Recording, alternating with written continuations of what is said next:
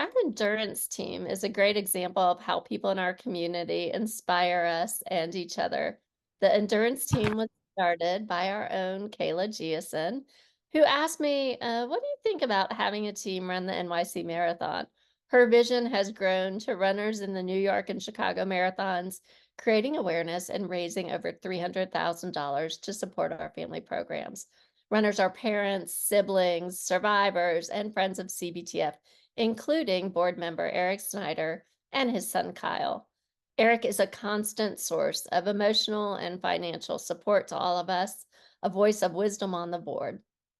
Several years ago, we introduced the Inspirer program, which allowed survivors to share their story and provide inspiration for runners during their grueling training period. So, here with Eric is survivor and inspirer Amanda Eveleth. Amanda is a source of positive energy for all of us. She's part of the Huck family, an artist on Creative Matter, and with her dad is a pillar at Just Us. Hi, Eric and Amanda. I'd love for you to Yeah, introduce yourselves and tell us how you became part of the CBTF family. Eric, if you want to kick that off. sure. So again, Eric Snyder, current board member at CBTF. I live in a town called Westfield, New Jersey, with my wife Diana and three kids: Kyle, who's 20, Devin, 18, and Reed, who is 16. And I've been on the board now for over a decade, but I actually got involved with CBTF when my son Kyle was 1 year old. We were living in New York City down the block from the Big Apple Circus. And so I took him to the circus, which was benefiting CBTF on that particular day. And so he got to see the circus. I got to be introduced to the organization, and I've been involved ever since. Thanks, Eric. And Amanda, how about you? Introduce yourselves and how you got connected. Well, my name's Amanda Eveleth, and I'm in upstate New York. And I got connected through you, Stacia, actually. We met at one of the children's brain tumor survivor group events that I just happened to go to. And that's how I got connected with the Children's Brain Tumor Foundation. And you guys have changed my life. And also, I'd just like to take a moment to say thank you to everyone who has made it possible for this to happen, for the walkers and runners, for everybody, and all of your support, especially you, Stacia, and Beth, and everyone else who's Kayla, everyone who's just made such a positive impact in my life. It takes a team. And Amanda, I know you have some questions for Eric and vice versa. So I'll let you two take it over. Hey, thank you. Okay. You've got the first question, Amanda. I have the first question. Sorry, I'm a little nervous. Eric. Hi, Eric. How are you? I'm good, Eric. How are you? Sorry, I'm, like I said, a little nervous. I'm really Take your time. Oh, yes. Thank you. How many marathons have you run?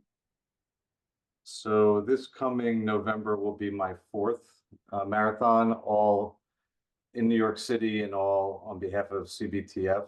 I have my original shirt, I don't know if you can see it, is on the wall behind me in my home office. And this past year was a pretty special one for me because I got to run the entire race with my son, Kyle, who I mentioned. We went to the Big Apple Circus when he was 1. So now that's kind of come full circle for both of us, that he was able to also run the race with me and raise money for the organization. Well, that's just wonderful. Like you said, it came full circle that you got to run with him, and he's able to do that.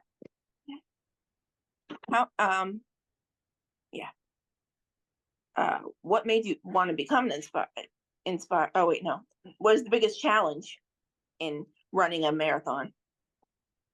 So I would say that, assuming that the the runner actually trains for the marathon, for the 4-month, regimen, before the race. It really becomes more of a mind over matter challenge during the race, trying to trick your brain into not quitting when it gets really tough, especially kind of in the last several miles of the race, when it's pretty easy just to stop, quit, and walk, but you got to make yourself keep going, even in a difficult situation. So Amanda, I have a question for you. What made you want to be an inspirer for the endurance team at CBTF?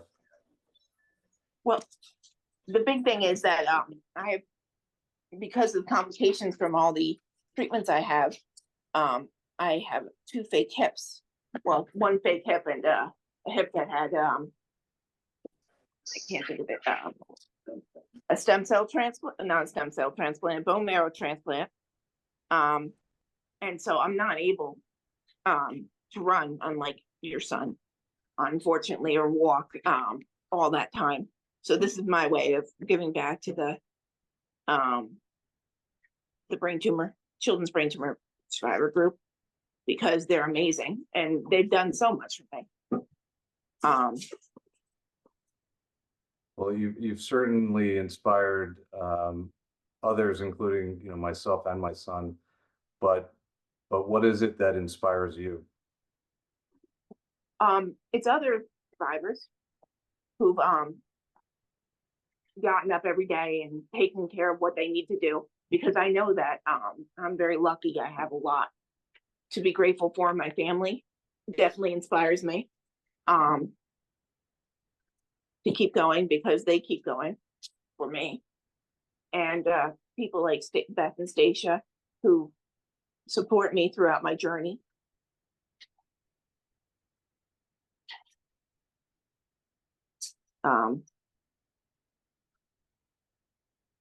That's great. Thanks, Amanda. Thank you.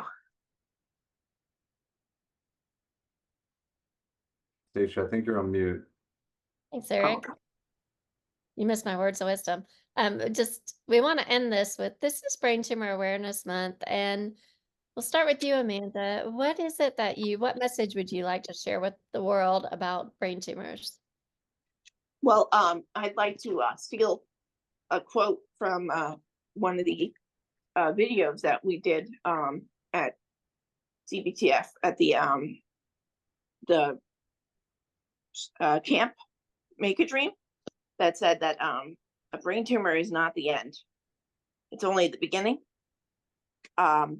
There's so much that I've been able to do and accomplish because of having a brain tumor and having that drive to continue.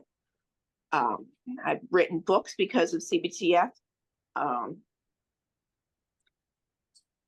I've traveled to New York City, even though I've had this brain tumor twice. And it's just, I can do so much, and so much can be accomplished despite having a brain tumor.